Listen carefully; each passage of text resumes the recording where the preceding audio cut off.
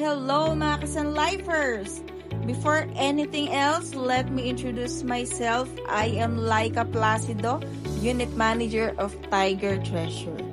And for today's video, I would love to share with you about the Sun Max Link Prime plan of Sun Life that can give you 6 benefits in one plan. Alright, let's start! Make a bright choice with Sun Max Link Prime, an investment-linked life insurance product that primarily helps address your needs for retirement, education, and save for milestone. Ayan, so si Sun Max Link Prime po is automatic, meron na pong life insurance coverage and investment.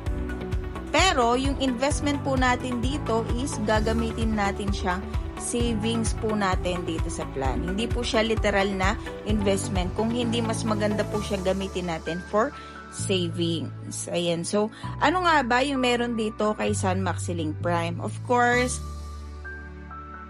it has a life insurance coverage of 200% of the face amount. So, automatic po times 2. And it has a suitable investment options, fund for future needs. Ito po yan for retirement, education, and save for milestone. Yung savings po kasi natin dito or yung investment component po niya is pwede po natin siyang magamit for your retirement, pang education po ng child, or save for milestone. Kung ano man po yung gusto po natin gawin doon sa money natin in the future. And of course, we have 10 years to pay only and insured po until age 88 years old. Yan, so we have the face amount of 500,000. Ang ibig sabihin po ng face amount is kung magkano po yung ating face amount, ito po yung magiging benefit po natin dito sa plan. So si Sun Max Link Prime po ay nagbibigay ng times 200% or times 2 ng face amount, at yun po yung magiging life insurance coverage po natin. So, ulitin ko po, ang face amount po is the benefit po natin dito sa plan. Hindi po ito yung babayaran natin. So, automatic po, ang face amount natin, 500,000. So, naging 1 million na po ang ating life insurance coverage. Diba? Times 2 kaagad. So, life insurance coverage is 1 million. Ayan. So, when we say life insurance coverage, upon death ni insured, ito po yung makukuha ng beneficiaries. Ayan. And then, we have additional supplementary benefit po or riders. Aside po dito sa primary benefits, pwede po tayong mag-attach ng additional benefit. And that is, burahin ko lang. First, we have total disability benefit. Ayan. Kung for example po na totally disabled si insured at hindi pa po niya tapos bayaran yung 10 years, and kung mangyari po yan, na totally disabled si insured, wala na kakayahan pa mag-work at mabayaran yung plan. Kung hindi pa po niya tapos yung 10 years, for example, 7 years pa lang yung plan, and nangyari po yan, Sun Life will waive the payment. Sun Life will continue the payment. Alright? And for the accidental death benefit po, we have 500,000 pesos. So, kung magkano po yung face amount, automatic yun po yung magiging accidental death benefit. When we say accidental death benefit, kung ang cause of death po ni insured is due to accident, Sun Life will pay additional 500,000 pesos to the beneficiaries, plus the 1 million. Ayan. So, magiging 1.5 million na po. Kung hindi naman po dahil sa accident, of course, the life insurance coverage and the fund value. And then, we have additional critical illness benefit na 500,000 pesos. Ang covered po nito is 36 major critical illness. And we have hospital income benefit po na 1,000 pesos per day, minimum of 3 days confinement. Iisa-isahin po natin yan later on. And dito po tayo sa next part ng plan. Ayan. So, for this quotation is for the female breadwinner. 30 years old female. Ayan, bakit ko ba kanina nasabing 6-in-1 plan na siya, 'di ba? Meron tayong total disability benefit, accidental death benefit, critical illness benefit, hospital income benefit. Ilan na yan? 1, 2, 3, 4. And then the life insurance coverage 5. Ano yung pang-anim? The fund value. Okay? The fund value. And mamaya, iisa-isahin natin yung mga yan. Okay? And dito po muna tayo sa payment. Ayan, burahin ko ulit para hindi magulo. For the female, 30 years old, we have quarterly premium po na 7,390 pesos. Quarterly every 3 months po. And if you want po ng annual payment, pwede po annual payment. This is the annual payment and pwede rin po ng semi-annual. Ang kagandahan po ng plan dito kay Sun Life, actually lahat po ng plan. Starting day 1 po ng policy po natin na ma-approve, insured na po kaagad until age 88. Ayan, yung ibang plan po ni Sun Life is until age 100 insured. But for Sun Maxilink Prime, hanggang 88 years old po insured. Ayan, so let's see the other benefits.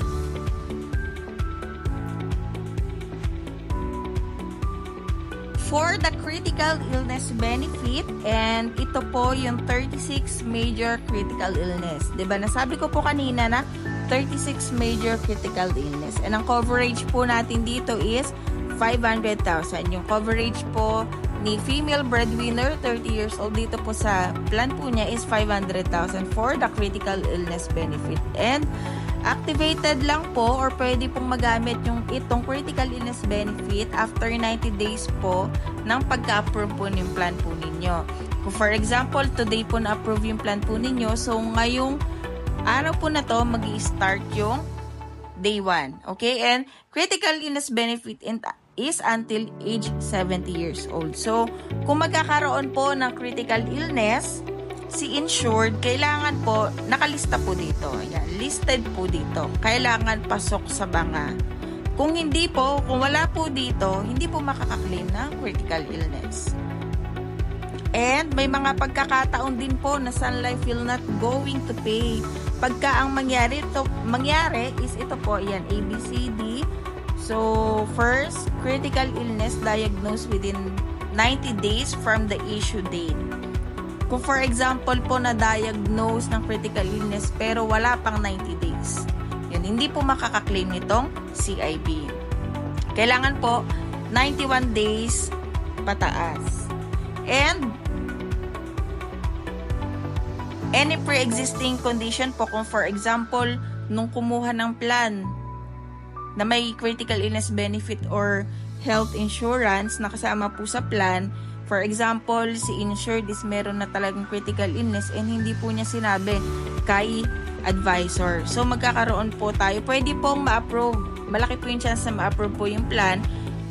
Pero, pagka nagkaroon po ng any claiming at mapatunayan po ni Sun Life na merong critical illness si insured that time, hindi niya sinabi kay advisor, so wala pong claiming na mangyayari. Ibabalik lang po lahat ng payment.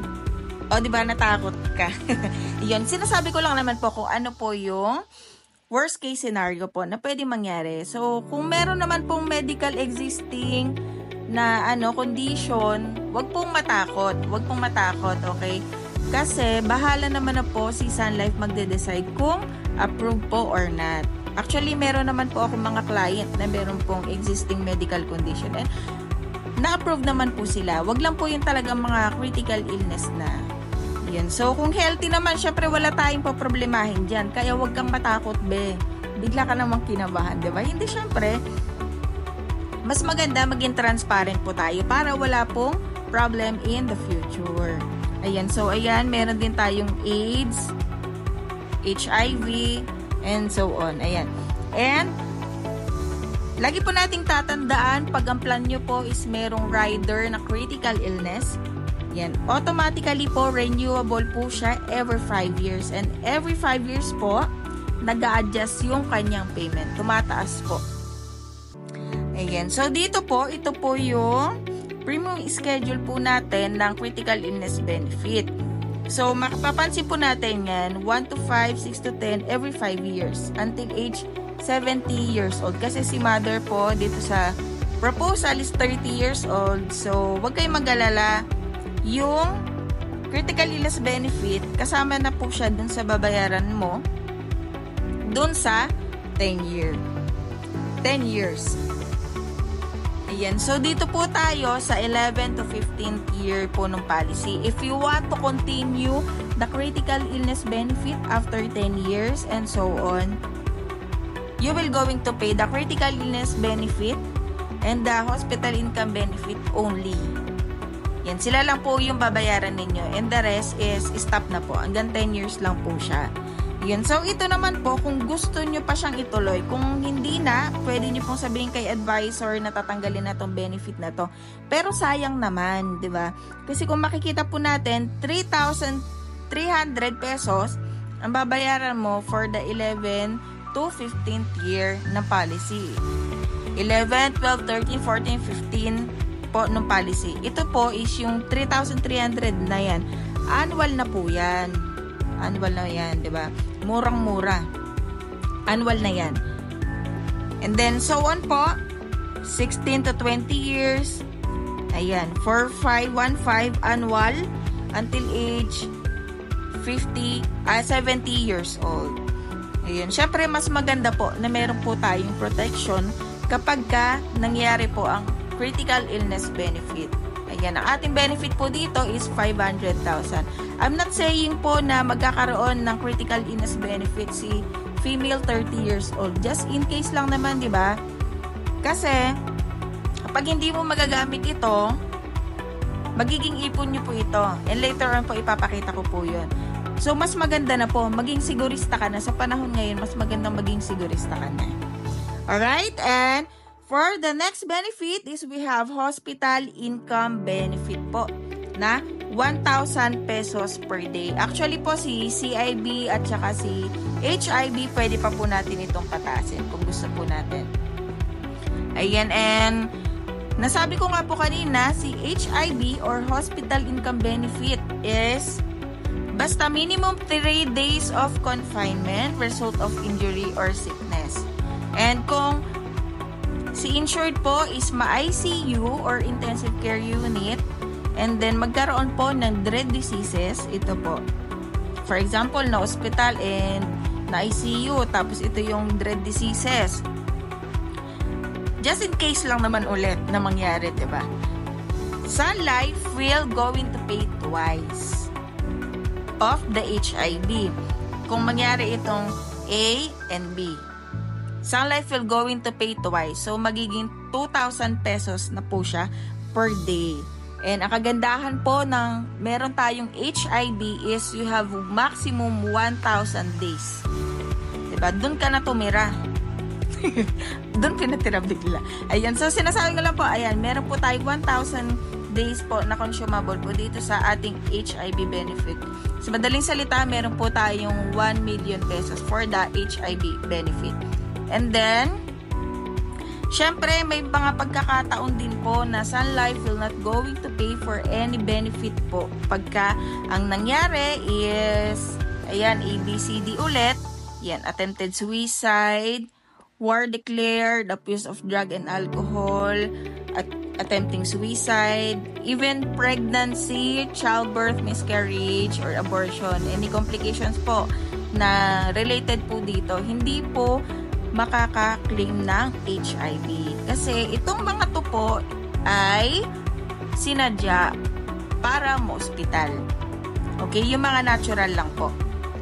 Yung injury or sickness po, basta hindi po yung kasi itong mga to po sinadya para ma-hospital. So, hindi po magbabayad si Sun Life po pag ito po yung nangyari. Natakot ka na naman, be. Siyempre, para maliwanag ang lahat, diba? Para crystal clear. Mamaya sabihin mo kay advisor, bakit sinabi mo ganito, meron akong benefit. Pero hindi po. Yan. May mga limitations din po na hindi pwedeng magbayad sa Sun Life pag ito po yung nangyari. Alright? And automatically din po, renewable po si HIB every year until age 60 years old. And later on po, ipapakita ko po kung magkano yung total na babayaran after 10 years. Yan, for the total disability benefit po is hanggang 60 years old lang po siya. And then, accidental death benefit or ADB, until age 70 lang po siya. And CIB, until age 70 lang po natin siya benefit. Automatically po, mataterminate na po siya until age 70. HIB is until age 60 years old lang po. Bakit? Hindi siya hanggang 88 kasi additional lang po natin siya dito sa plan natin. Riders lang po siya. Ayan. Riders automatically terminate when the base plan is terminated. Ayan, may mga ages lang po dito. Ayan, si total disability benefit hanggang age 60 years old lang po siya. And yung life insurance and the fund value is, yun po yung hanggang 88 years old ang benefit. Ayan, so we have the policy fund value. Kung matatandaan po natin, kanina ang sinabi ko, 6-in-1 po ito. Ito po yung pang-anim, the fund value. Ang ibig sabihin po ng fund value is, simple lang po, ito po yung ini-interest po ng pera natin dito sa plan. Yan, so you have 4, 8, or 10% po na interest annually until age 88 years old. Hanggang age 88 years old din po yung fund value. Bakit nga ba nagkakaroon ng fund value? Ano nga ba tong fund value? Ayan, so this plan po is a VUL plan. Ang ating fund value po dito or yung investment link or the savings po ng plan po natin, base po siya sa stock market. So if you have idea na po about sa stock market, yung stock market po is para lang yan din palitan ng pera. Every seconds, every minutes, nag-iiba-iba po siya ng value. Hindi po siya pare-pareho every day. Pero, we have 4, 8, or 10% po. Depende po. Kung for example, today 4%, bukas 8%, ganun po siya. Pero don't worry, kasi ito naman pong fund value, inallocate ko po siya sa bond fund. Nakarelay po siya sa Philippine government and SEC po yung may hawak po nito and moderate lang po yung kanyang paggalaw. And bond fund po yung pinakamaganda ang return as of now and nung nag-start po yung ganitong plan dito sa Philippines. Ayan, so paano nga ba nagkakaroon ng fund value dito sa plan? Sa isang taon po, yung babayaran ni client is 29,560. And we have company charge po for the first year na 22,605. Magma-minus lang po yung dalawa na yan. Magma-minus lang po siya. And yung magiging sukli, yun naman po yung pabibili ni Sun Life ng shares mo sa stock market. So habang nagbabayad ka, iniipon din to ni Sun Life, pinapalago po sa stock market. And let's allocate your fund value po at your retirement age. Ayan. Kasi pala desisyon na po ako. Pala desisyon na po ako. Bakit ko ba ina-advise na pang retirement itong fund value? Of course, hindi naman po habang buhay malakas tayo. 'Di ba? Hindi naman habang buhay may trabaho tayo at kaya natin yung sarili natin. Kaya mas maganda na habang bata ka pa at may kinikita ka pa at kayang-kaya mo pa, mas maganda na meron kang fund in the future. Come on, let's break the cycle na nagiging retirement fund yung mga anak. Magsimula po sa atin yung cycle na ganon. And later on po, pag nakita po yun ng mga anak natin, maipapasa natin yung ganon sa kanila. Maipapasa po natin sa next generation po ng family natin na uso pala ang retirement fund, 'di ba? So let's allocate your fund value po for your retirement. syempre as a financial advisor, i-advise ko po na pang-retirement mo po ito, di ba? Ayan. So, at the age of 60 years old, meron ka ng 441,000 kung sa 4% po, mag-fall si fund value. Kung sa 8% naman, you have 1.2 million. And kung sa 10% naman po, mag-fall is you have 2 million pesos. Kung alin man po dyan, hindi po lahat yan. Kung alin man dito sa tatlong yan. Anyway, mamamonitor nyo naman po ito kasi we have website naman po for the Sun Life clients.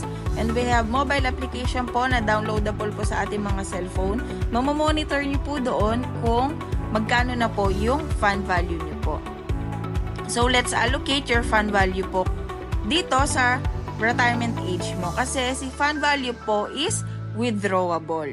Withdrawable po siya.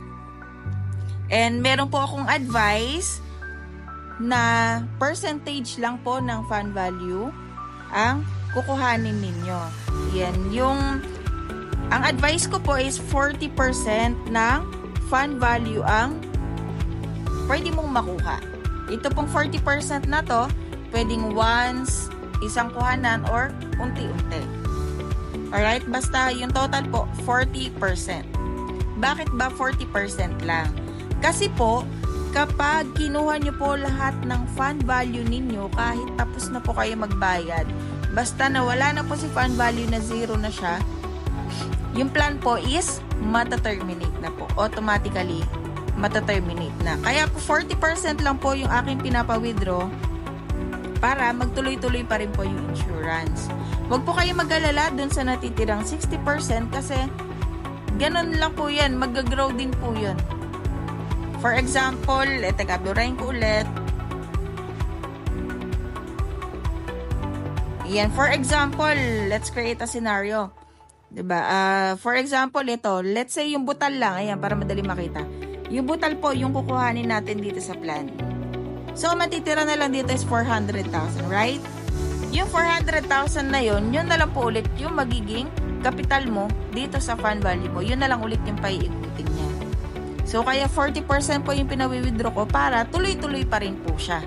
Tuloy-tuloy pa rin po yung pag-ikot po niya. And, yan. Don't worry po kasi dito po sa ating kabilang column, we have the death benefit. Magkano po yung sinabi ko kaninang life insurance coverage is 1M, diba? 1M. So, dito po, death benefit, depende po kung anong age ni insured, upon death ni insured, depende po kung anong age. Basta kung magkano yung fund value na matira, of course, less withdrawals. Kung magkano po yung fund value po na natira, kasama po yung 1 million. So, fund value plus the life insurance coverage. Yun po yung kagandahan ng plan ni Sun Life. Isasama po sa life insurance coverage yung fund value. Ayan, and dito po tayo, 'di ba? Nasabi ko po ulit kanina, every 5 years meron pong babayaran if you want to continue the critical illness benefit. Yan. So, mag-start po 'yon 6 to 10th year po ng policy natin. Kasi every 5 years po nag-i-increase si CIB. Ayan, so let's calculate. Yung first 50 year mo is 29,560 minus 3. Ayan.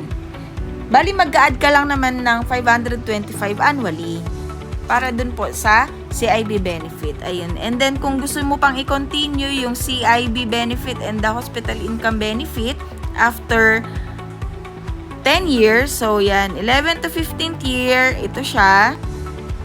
This is for the CIB and HIB payment na lang po if you want to continue. Pero syempre, mas maganda po na i-continue natin siya kasi meron pong 1 million consumable sa HIB and 500,000 for the HIB. Ito naman po is annual na po yan. Annual na siya. 5,810 and so on po. Hanggang age 70 po si CIB and hanggang age 60 si HIB. Ayan. So, question, 'di ba? Ako na yung nagtanong sa sarili ko. Question. Paano kung hindi ko nagamit itong mga hospital benefit na to, critical illness benefit? Hindi ko siya nagamit. Talagang hindi mo siya nagamit. Don't worry. It's okay. Kasi yung ibang portion po nitong binabayad natin dito sa ating health benefits is, kung hindi mo siya magagamit, mag-a-add lang po siya dito sa fund value po natin. Yung ibang portion po nito, ma-add lang dito sa fund value natin. So, magiging savings po natin siya. Unlike the HMO, although maganda po na meron po tayong HMO, pero ang different lang po nila, ang HMO po, kapag hindi po natin nagamit, wala po tayong benefit. Wala na po. Wala pong return, walang any kahit na ano. Pero dito po, kung hindi mo siya nagamit, dadagdag po siya doon sa fund value mo. At yun po yung kagandahan ng plan na ito. Ayan. So, meron pa question ulit. Burahin ko nga ulit. Burahin ko lang mga be, ha? Ayan. Question. Paano kung gusto ko na mag-withdraw ng 10 years pa lang po yung plan ko? Ayan, 10 years. Sige. Tignan natin yung fund value mo after 10 years, 'di ba? So dito siya magre-range 231,000 to 314. Pwede ka bang mag-withdraw? Ang ina-advise ko po for my clients is, as much as possible, wag po muna. Kasi kung makikita nyo po, hindi pa po siya ganun kalaki. Kaya kung makikita ninyo dito, kung ibababa nyo yung tingin ninyo, habang tumatagal, pataas lang po siya ng pataas. Kaya po, ina-advise ko na pang retirement po siya. Pero kung talagang kailangan naman, pwede mag-withdraw, pero mas maganda po ibabalik po natin siya. Okay? And question ulit. Ito na naririnig ko to madalas. After 10 years, 'di ba? Yung binayaran mo 300 mahigit 300 plus, bakit yung balik sa akin ito lang? 'Di ba? Hindi ba ako lugi niyan? Wait. Mga B, kasi itong fund value, ito lang yung benefit mo dito lang sa fund value. Pwera pa yung nasabi ko kaninang life insurance coverage na 1 million, the critical illness benefit, the hospital income benefit. Okay? Hindi po ito yung kabuuan na benefit mo dito sa plan. Actually, fund value is just a bonus of the plan po. Ulit yung plan na to kasi meron ka ng fund value, meron ka pang life insurance coverage, meron ka pang total disability benefit, accidental death benefit, critical illness benefit, and health benefit. 6 in 1. 6 benefit in 1 plan. Why you should choose Sun Max Link Prime? Because it has a life insurance coverage of 200% of the face amount with savings component for a reasonable price, and it has a health benefit. Let's prepare for your future. And don't forget to like, subscribe, and share. Thank you for watching. Mwah, mwah, mwah!